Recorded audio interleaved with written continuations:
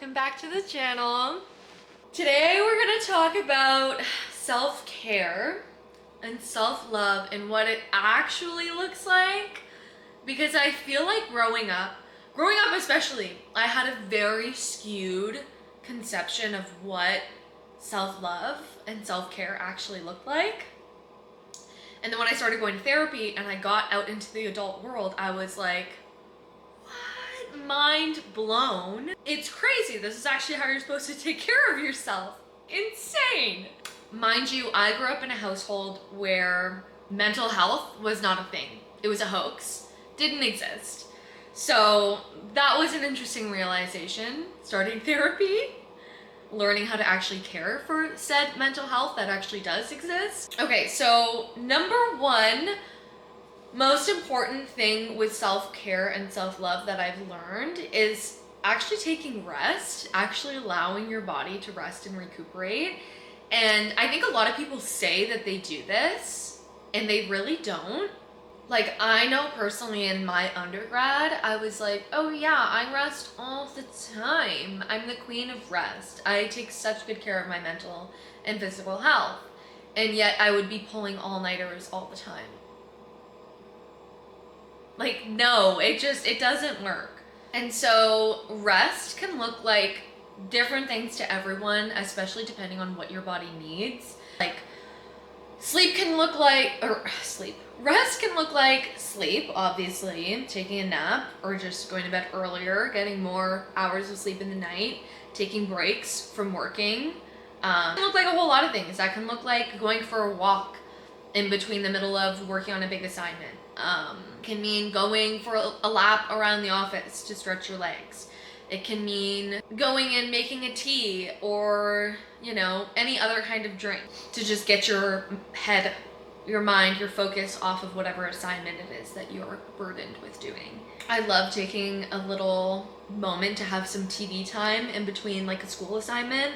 Just like one little 20-minute episode of like SpongeBob or Bob's Burgers or The Office, just to get like a good little laugh in and give my mind a break from working so hard. And then it's so much easier to come back and be like, okay, I had my little me time, my little rest time. Now it's time to lock back in. Another great way of doing this is simply bed rotting, couch rotting, scroll time, screen time.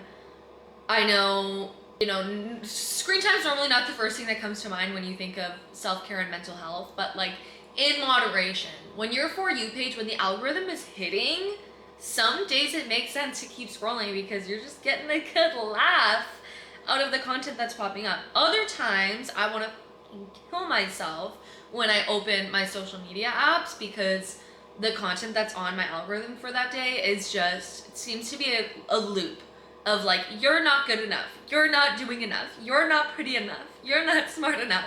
So that's when I take it as an indicator to just shut it down, stop consuming content for the day. Second most important thing with self-care, mental health, self-love is setting boundaries. Setting boundaries with yourself, most importantly, but also the people around you. Setting boundaries with screen time. You know, setting boundaries with what you consume and how much you consume. And that can be applied to literally every realm of your life, from alcohol to weed to junk food and chips and candy and fast food and eating out at restaurants. And that's just in the food realm, you know. Apply it to social media. You can apply it to porn. You can apply it to work. And if you're working way too much, you can apply it to education. Sometimes people burn themselves out with just trying to learn too much in a short span of time. You can certainly do it with TV and media, movies, any type of screen time. And you can also do it with people. People can be addicting sometimes. The energy that you get from certain relationships and certain dynamics, that can be addicting. You know, toxic relationships can be addicting. You can very easily become addicted to the cortisol, the stress hormone that you get from certain toxic relationships. So setting healthy boundaries with yourself can look like listening to your body's cues with, for instance, when you're full. You can set a boundary of, when I start to feel so full that I'm sick, I'm gonna set a boundary that I'm gonna stop eating. Or with people, when I'm hanging around a group of people and they make me feel weird, they make me feel unwelcome, they make me feel like shit. Like, anyone that makes you feel like shit and just misaligned from who you are, and anyone that makes you feel like you can't be yourself, you're not comfortable being yourself, set boundaries with those people. Create space between those people. If that's someone that you don't have like an unbreakable bond or like tie with through mutual friends, stop seeing them, stop hanging out with them. And if those are your only friends, then get to enjoying and loving spending time by yourself. Because if you have to choose between being alone and being happy and loving yourself and valuing yourself and feeling worthy of just existing, if you have to choose between that and having friends, having people to be associated with and hang around with, and, you know, physical bodies to share time and space with, if that's what you're really weighing between, I think there's an obvious answer. There's an obvious choice here. And I'll tell you right now that it's not having physical bodies to share space and time with. It is feeling worthy of existing and being on this planet and feeling comfortable and capable of being your full, true, authentic self. Because at the end of the day, if you can't do that, why the fuck are you even here? If you can't exist simply as you are and as you want to, why are you here? And that is not to say go off yourself. No, please don't. Please, please, please, please, please don't. It's to say find some better people to surround yourself with. Find some better people to share your time and your space with. Because let me tell you right now, I don't care who the fuck you are listening to this, you are worthy. You are worthy of existing on this planet, in this space, in this time. You are lovable, you are capable of being loved, and I bet you're a really cool fucking person. And if there aren't people in your life that can recognize how cool you are, you need to find some better people. And it's hard. I know it's easier said than done, but it's better to die trying than to not try at all. And to just plop yourself into this little bubble, this little friend group of people that make you feel horrible. That's one thing that I recognize in other people's relationships way more often than I would like, is that they're unhappy. They don't like how they're spending their time.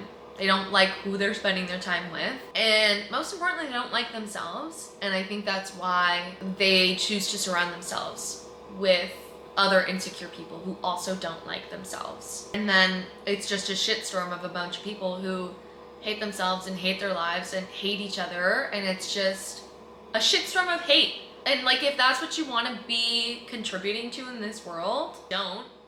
Maybe don't. Maybe don't. Maybe work on yourself. Maybe separate yourself from people that contribute to the shitstorm of hate and figure out how to love yourself so that you can love the people around you and you can love this life that we get to live in and experience. Okay, this is crazy. I was taking a little scroll time on my phone because I'm promoting rest as per step number 1 of real self-care, self-love. And this sound is the perfect embodiment of why we need to be setting boundaries with people that make us feel like shit, okay? And just not seeing them in general, just not hanging out with them. Please stopped hanging out with people. Queen Chamberlain. Just don't make me feel good. Period. And instead, I spend time by myself working on things and doing things that emotionally fulfill me.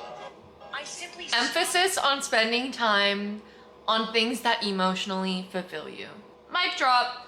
Moving on to number 3 is self-compassion.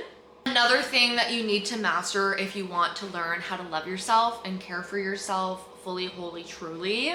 Self-compassion to me essentially means treating yourself the way that you would treat someone else that you really love and care for. Or treating yourself and talking to yourself the way that you would talk to a small child. Another way to imagine what self-care can look like is putting yourself in someone else's shoes, like a third party, and try to get a perspective on who you are and where you're at from a third party point of view.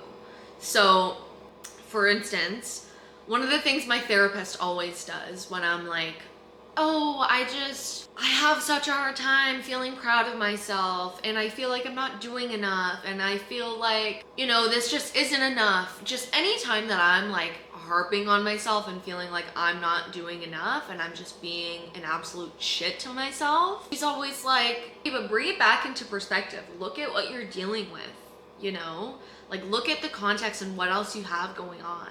Acknowledge the fact that this is the first time you're doing this. The fact that we as humans are biologically not supposed to be perfect. You're supposed to be making mistakes. That's part of the process. That's how you're meant to learn. The fact that you feel unsure and you feel uneasy and you are making mistakes is an indicator that you're on the right path and you're doing all the things that you should be doing.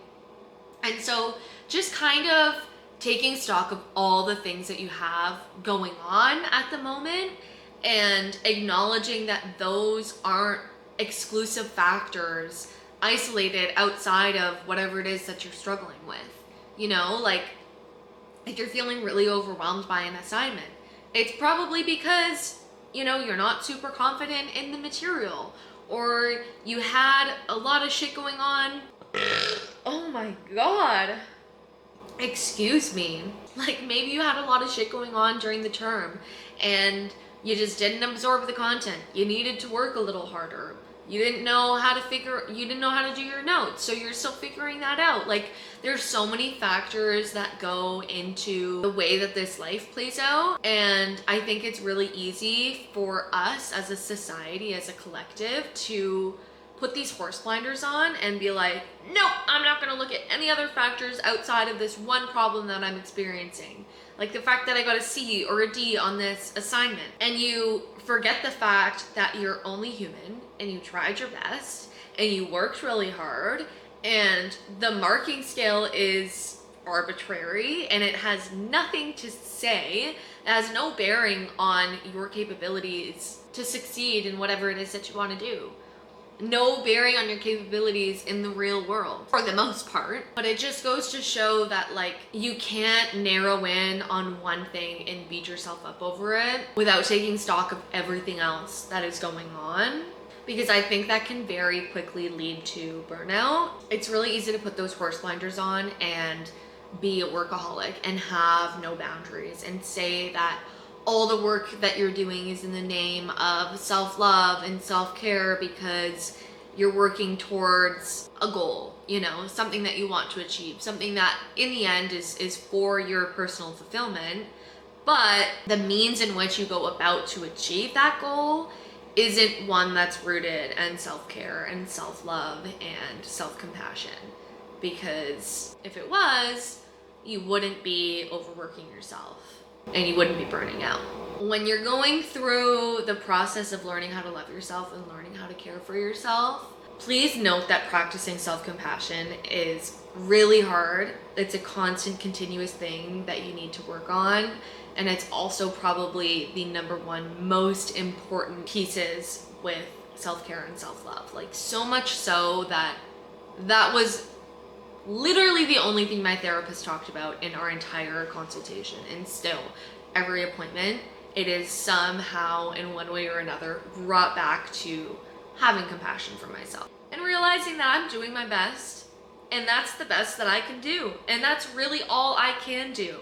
And anything outside of doing my best is out of my control. And same goes for you. Anything outside of doing your best and trying your hardest is out of your control. And you gotta love yourself for trying your best. Because if you can't do that, then it's gonna be really hard to continue to love yourself and to care for yourself if you can't acknowledge and appreciate the work and time and effort that goes into that.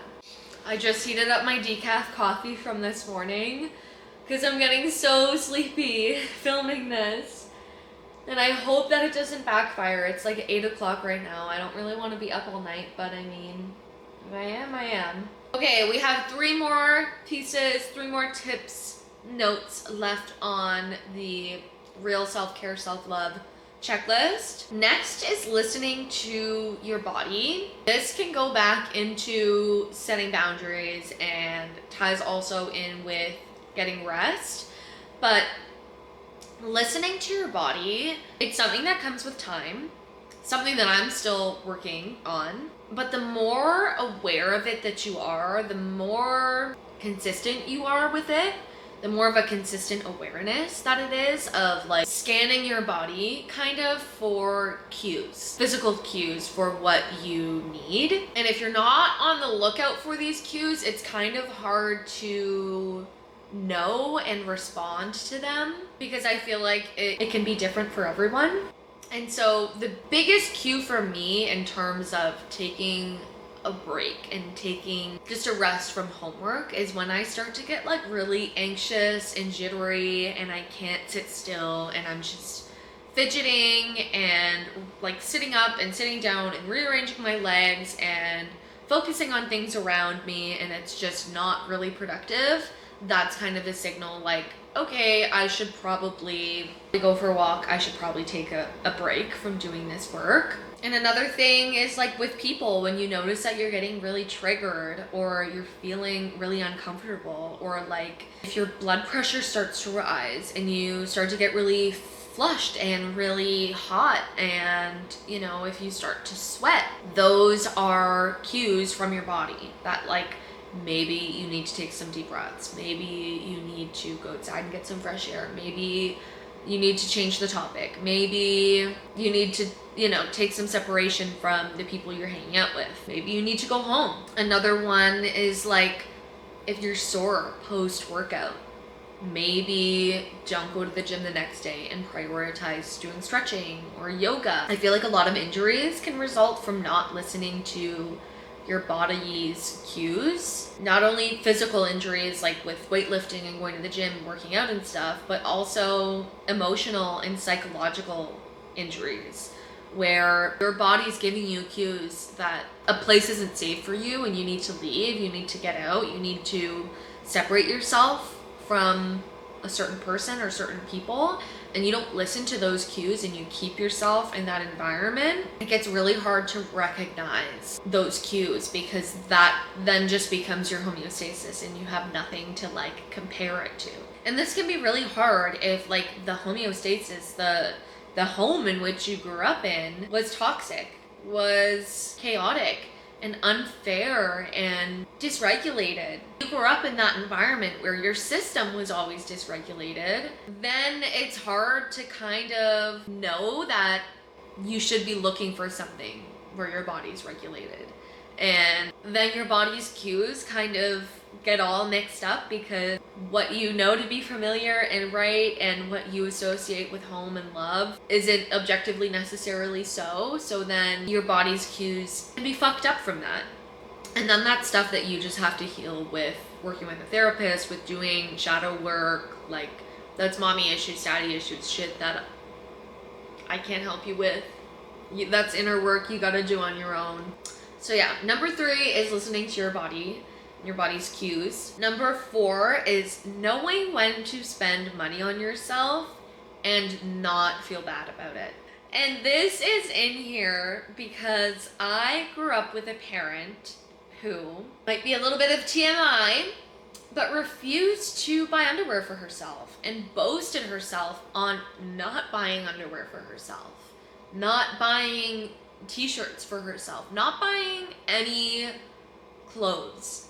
But the biggest thing was underwear. That like my mom would boast the fact that she hasn't gone underwear shopping in 4 years, and the underwear that she has, it has holes in it and it's falling apart. And like that to her at the time, the way I perceived it at least, was like a flex, because she was like, oh, I'm just so good to you kids. I just spend so much money on you that I can't afford a $30 $30 pack of underwear from fucking Walmart for myself.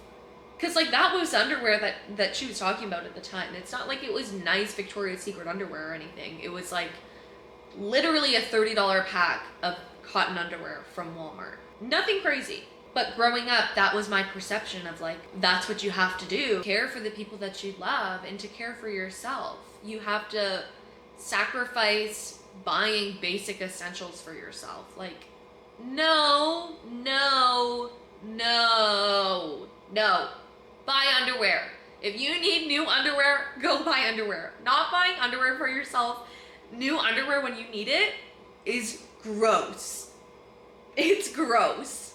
It's not a flex that you have underwear that's falling apart and shit stained and holes in it and literally disintegrating with every wash. Spend the $30, you will survive. Your credit card can take the hit. I promise you, it's a necessity that you don't need to feel bad about. And this goes hand in hand with like cleaning supplies also. Something you need to buy. You need to have a clean space and be on top of your personal hygiene and your spatial cleanliness and hygiene as well. Another thing is healthy food, fruits and vegetables and produce. I get it, it's expensive, but you can't supplement fresh produce and greens with frozen dinners. It's just, the nutritional value doesn't equate, and your body needs the fresh fruits and vegetables. There's some things that are just worth splurging on and not feeling guilty about, because that's what's required to love yourself and care for yourself. And if those essential trips for yourself are not worked into your budget, I think you need to do some hardcore reevaluating. If you struggle with PTSD or something and you have like trauma that keeps you up at night and you sweat through your sheets and you have nightmares and you wake up throughout the night, you should probably be investing into going to therapy, into going to see a sleep specialist, probably first therapy. But like, those are some of the things that you should be prioritizing and trying to spend money on, because otherwise you can try as much as you want, but there's some things that just need to be addressed by a specialist. And I get that specialists are expensive, but part of loving yourself and caring for yourself is spending money on yourself. It's investing in yourself and making sure that you have everything that you need to live a happy and healthy and satisfied life. Like, in the same sense that you would want to have enough capital to care for a child and to give a child a good life, you need to do the same for yourself. If you're struggling with something mentally, physically, emotionally, and you need a specialist to treat it and address it, that's something you need to be prioritizing spending money on. And like, even if it's only once a month, even if it's only once every couple of months, as much as you can afford.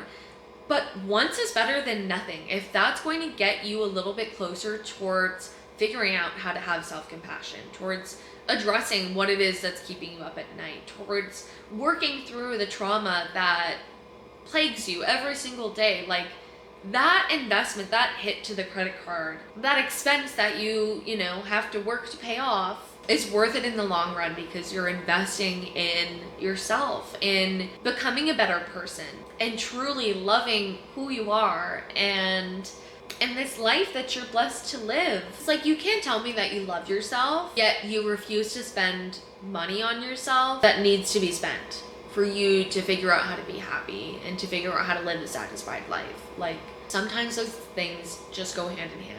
And it's not to say that money can buy happiness, because it certainly can't, but it is to say there are some things that only money can buy in this system, in this world.